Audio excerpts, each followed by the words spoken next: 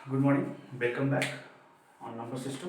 हम लोग जैसा कि नंबर सिस्टम के बारे में स्टडी कर रहे थे, तो कुछ बच्चों का डिमांड था कि रेशन नंबर का जो वीडियो शूट हुआ था वो थोड़ा सा प्रॉपर नहीं होने की वजह से उसको फिर से किया जा रहा है। तो यहाँ पर हम लोग रेशन नंबर को फिर से स्टडी करेंगे। ओके, तो आइए पहले हम लोग यहाँ से फिर से रेशन नंबर के बारे में जान लें। ठीक है, आज हम लोग पूरा नंबर सिस्टम को पढ़ लेंगे। ठीक है, सो थोड़ा सा ध्यान देंगे रेशन नंबर क्या होता है।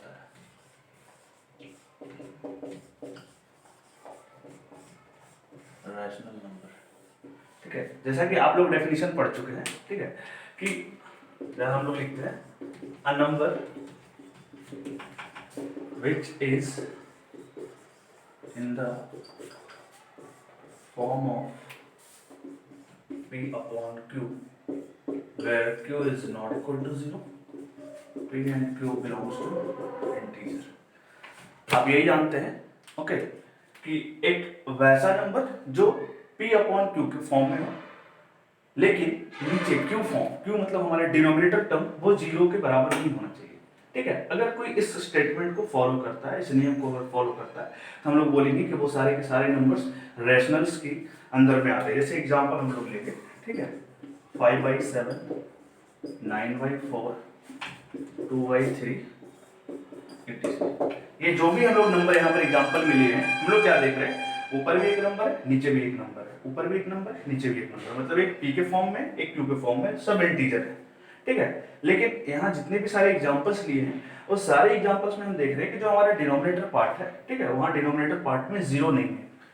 इसीलिए यहाँ पे जीरो होना भी नहीं चाहिए, क्योंकि यहाँ पे डेफिनेशन के अकॉर्डिंग यही बोल रहा है कि q जो है जीरो के इक्वल टू नहीं होनी चाहिए। ठीक है, सो ये आपका जो एग्जांपल है रैशनल नंबर है। ठीक है, अब थोड़ा सा यहाँ पर समझेंगे कि q जो है जीरो के इक्वल टू क्यों नहीं होना चाहिए, मतलब अगर डिनोमिनेटर में जीरो हो तो क्या फर्क पड़ेगा। ठीक है ना, तो उसके लिए हम लोग समझेंगे पहले, ठीक है, कि आखिर क्या इशू आ रही है। ठीक है,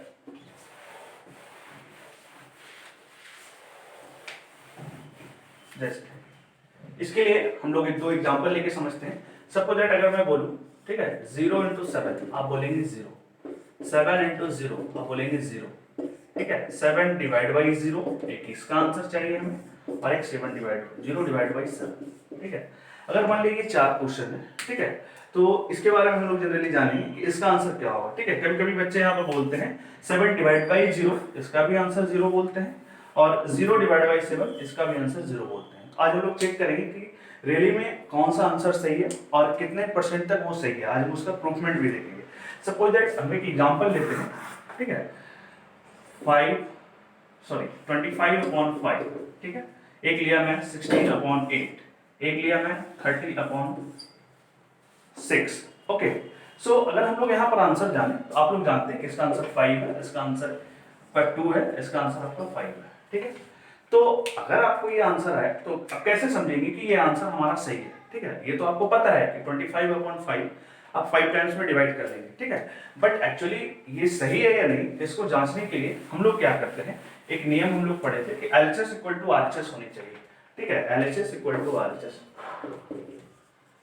और दूसरा हम लोग ये भी जानते हैं कि अगर कोई भी सिंबल, चाहे वो पॉजिटिव, नेगेटिव, मल्टीप्लाई, डिवाइड हो, अगर इक्वल के एक साइड में जिस भी सिंबल में होता है ओरिजिनल फॉर्म में, अगर वो अपना प्लेस चेंज करता है, ठीक है, तो वो अपना साइन को चेंज कर लेता है। जैसे सपोज दैट पॉजिटिव है तो वो अपना पोजीशन बदलने के बाद नेगेटिव होगा, नेगेटिव है तो पॉजिटिव बनेगा, मल्टीप्लाई है तो डिवाइड होगा, डिवाइड है तो आपका मल्टीप्लाई हो जाएगा। ठीक है, तो यहाँ से चेक करेंगे। ठीक है, जैसे 25/5 = 5 हमारा आंसर था, हम इसको लिखेंगे 5 × 5, तो यहाँ पर आएंगे 25। हम क्या देख रहे हैं कि LHS = RHS है। इसका मतलब कि हमारा जो आंसर है 25/5 = 5, ये हमारा सही है।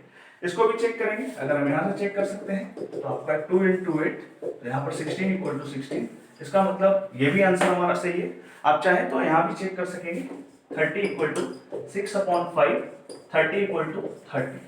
ठीक है, यहाँ भी हम क्या देख रहे हैं कि LHS = RHS आ रहा है, इसका मतलब ये जो हमारा आंसर है वो सही है। अब हम आते हैं जीरो वाले पे। ठीक है, कि जीरो पे क्या होता है। चलिए हम लोग यहाँ पर हम चेक कर रहे थे जीरो वाले पे। ठीक है, कि जीरो वाले पे क्या होता है, थोड़ा सा हम देखेंगे। ठीक है, कि अगर सपोज दैट कोई स्टूडेंट अगर इसका आंसर जीरो बोलता है, तो हम चेक करेंगे कि जीरो है या भी नहीं। तो 0 = 0 × 7, तो हम यहाँ से बोल सकते हैं 0 = 0, सो LHS = RHS, ये हमारा सही है। इसका मतलब 0 अपॉन समथिंग, समथिंग का मतलब ये हुआ कि डिनोमिनेटर पार्ट में आपका कोई भी चीज नंबर हो, चाहे वो 7 हो, 8 हो, 9 हो, 12 हो, 5000 हो, ओके, आपका न्यूमरेटर में 0 हो कोई प्रॉब्लम नहीं, डिनोमिनेटर में 0 नहीं होना चाहिए। यहाँ पर है 0 अपॉन समथिंग, तो इसका आंसर ऑलवेज 0 आ रहा है और वो हमने चेक कर चुके हैं। अगर आप बोलते हैं कोई स्टूडेंट कि इसका आंसर 0 है, तो एक मिनट में चेक भी कर लेता हूँ क्या ये 0 किस हद तक सही है। तो हम क्या देखें कि 7 इक्वल टू 0, जो कि ये आपका जो है वो स्टेटमेंट, वो नियम को फॉलो नहीं कर रहा है, LHS इक्वल टू RHS, ठीक है, ये आपका LHS इक्वल टू RHS यहाँ पर सही है नहीं, इसीलिए ये आपका रूल नहीं लगेगा। इसीलिए अगर समथिंग अपॉन 0, मतलब डिनोमिनेटर पार्ट में कोई भी नंबर लीजिए, डिनोमिनेटर में अगर 0 आता है तो उसका आंसर कभी भी 0 नहीं होगा, ठीक है। अब यहाँ पर आंसर क्या होगा, कभी कभी कुछ लोग बोलते हैं इनफाइनाइट, तो इनफाइनाइट को लेकर के हम लोग चेक करते हैं कि क्या आ रहा है, ठीक है। अगर आप इनफाइनाइट बोलते हैं, ठीक है, तो हम इनफाइनाइट के लिए भी हम लोग चेक करेंगे 0 इंटू इनफाइनाइट, तो यहाँ पर आएगा आपका 0 पार्ट। तो हम यहाँ पे क्या देखें कि ये भी यहाँ पर LHS इक्वल टू RHS नहीं है, वैसे तो है ये इंडिटरमिनेट फॉर्म जो आगे आप पढ़ेंगे +2 में, ठीक है। बट यहाँ पर क्या देख रहे हैं कि 7 इज जो है आपका 0 के इक्वल टू नहीं है, मतलब यहाँ पर जो हम इनफाइनाइट मान के चले थे वो उससे भी आंसर नहीं आ रहा। इसका मतलब आप ये डिटरमाइन नहीं कर पा रहे, ये डिफाइन नहीं कर पा रहे, ये जान नहीं पा रहे कि इसका आंसर क्या होगा। इसलिए जब भी कभी अगर आपका डिनोमिनेटर पार्ट में 0 होता है तो इसका आंसर हमेशा अनडिफाइंड होता है, ठीक है।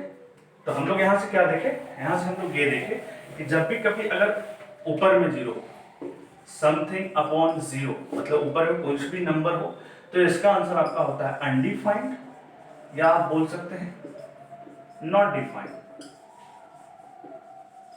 अगर आपका 0 अपॉन समथिंग हो तो आप इसको बोल सकते हैं आंसर में 0, ठीक है।